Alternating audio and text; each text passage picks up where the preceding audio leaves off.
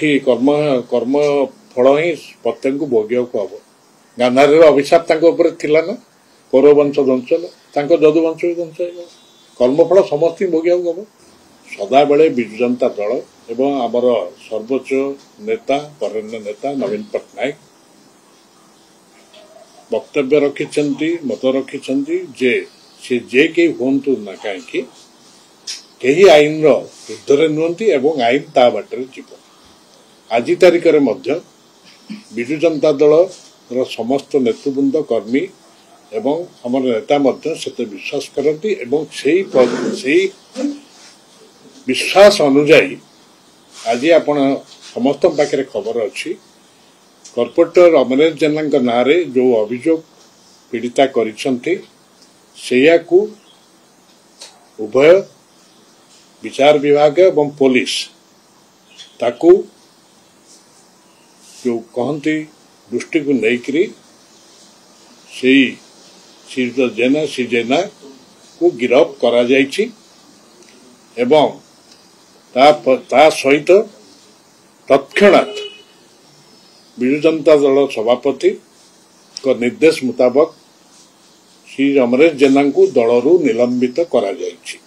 ମୁଁ ଖାଲି ଏଇଠି ଟିକେ କହିଦେବାକୁ ଚାହେଁ କିଛି ଦିନ ତଳେ ଜଣେ ସରକାରୀ କର୍ମଚାରୀଙ୍କ ମାଡ଼ ଘଟଣାରେ ଯାହାଙ୍କ ନାଁରେ ଅଭିଯୋଗ ଆସିଥିଲା ତାଙ୍କୁ ତାଙ୍କ ଦଳରୁ ବା ତାଙ୍କୁ ଆରେଷ୍ଟ କରିବା ପ୍ରସଙ୍ଗକୁ ନେଇକରି ଶାସନ କ୍ଷମତା ଦଳ କେତେ ଦିନ ସମୟ ନେଲେ ସେ ବିଷୟଟି ଆପଣମାନେ ବିଚାର କରନ୍ତୁ। ଇଏ କର୍ପୋରେଟର ଗିରଫ ହେଲେ ଏବଂ ତତ୍କ୍ଷଣାତ୍ ସିଏ ନିଲମ୍ବିତ ହେଲେ। ଏହି ଘଟଣାରେ ମୁଁ ଖାଲି ଏଠି ମଧ୍ୟ କହିଦେବାକୁ ଚାହେଁ ଆମେ 2 ଦିନ ତଳେ ଜିଲ୍ଲା ସଭାପତି ଉପରେ ମୁଁ ମୋର ବକ୍ତବ୍ୟ ସ୍ପଷ୍ଟ କରିଥିଲି। ସେ କଥା କହିଥିଲି ଯେ ବିଜୁ ଜନତା ଦଳ ସଦାସର୍ବଦା ନାରୀ ସୁରକ୍ଷାକୁ ସର୍ବୋଚ୍ଚ ପ୍ରାଥମିକତା ଦେଇ ଆସିଛି। ନବୀନ ବାବୁ ମହିଳାମାନଙ୍କୁ ସ୍ୱାବଲମ୍ବୀ କରିବା ଦିଗରେ ସଶକ୍ତ କରିବା ଦିଗରେ ଅନେକ କଲ୍ୟାଣକାରୀ ଯୋଜନା ସେ ମିଶନ ଶକ୍ତି ହଉ ବା ମମତା ଯୋଜନା ହଉ ଏସବୁ ଦିଗରେ ଅନେକ ଯୋଜନା କାର୍ଯ୍ୟକାରୀ ଅଛନ୍ତି। ଦଳର ସେଇ ଶାସନ କ୍ଷମତା ଥିଲାବେଳେ ଦଳର ଯାହା ଷ୍ଟାଣ୍ଡ ଥିଲା ନାରୀ ସୁରକ୍ଷା ଆଜି ମଧ୍ୟ ତାହା ଅତୁଟ ରହିଛି, ବଳବତ୍ତର ରହିଛି। ତେଣୁ ତାର ନିଦର୍ଶନ ବା ହେଲା ଦୃଷ୍ଟାନ୍ତ ହେଲା ତତ୍କ୍ଷଣାତ୍ ଇଏ ଦଳରୁ ନିଲମ୍ବିତ ହେଇଛନ୍ତି। ଅନ୍ୟ ଦଳ କ୍ଷେତ୍ରରେ କ'ଣ ହେଉଛି ଆପଣମାନେ ଜାଣନ୍ତି ଏବଂ ଏହି ଘଟଣାରେ ଯେଉଁମାନେ ଶାସନ କ୍ଷମତାରେ ଏଠି ଅଛନ୍ତି ବା ଅନ୍ୟମାନେ ଏ ଯେଉଁ ବିରୋଧୀ ଦଳ ଅଛି ଏ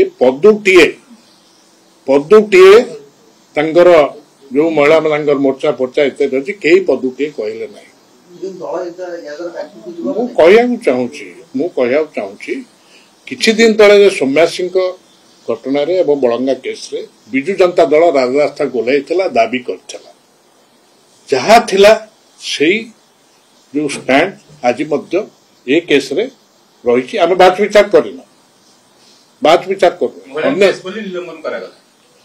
ମହିଳାଙ୍କ ସୁରକ୍ଷାକୁ ମୁଁ କହିଲି ଆପଣଙ୍କୁ କିଛି ସମୟ ତଳେ ସର୍ବୋଚ୍ଚ ପ୍ରାଥମିକତା ଆମେ ଦେଇ ଆସିଛୁ ଏବଂ ଏ କ୍ଷେତ୍ରରେ ମଧ୍ୟ କୌଣସି ବିଳମ୍ବ ହୋଇନାହିଁ। ଆଜି ଗିରଫ ହେଲା ସକାଳେ କର୍ପୋରେଟର ଶ୍ରୀ ଜେନା ଏବଂ ତତ୍କ୍ଷଣାତ୍ ନିଲମ୍ବନ ଆଦେଶ ହେଇଛି। ଭଗବାନ ଶ୍ରୀକୃଷ୍ଣ ତ କହିଛନ୍ତି ଯେ ଏଠି କର୍ମ ଫଳ ହିଁ ପ୍ରତ୍ୟେକଙ୍କୁ ଭୋଗିବାକୁ ହବ।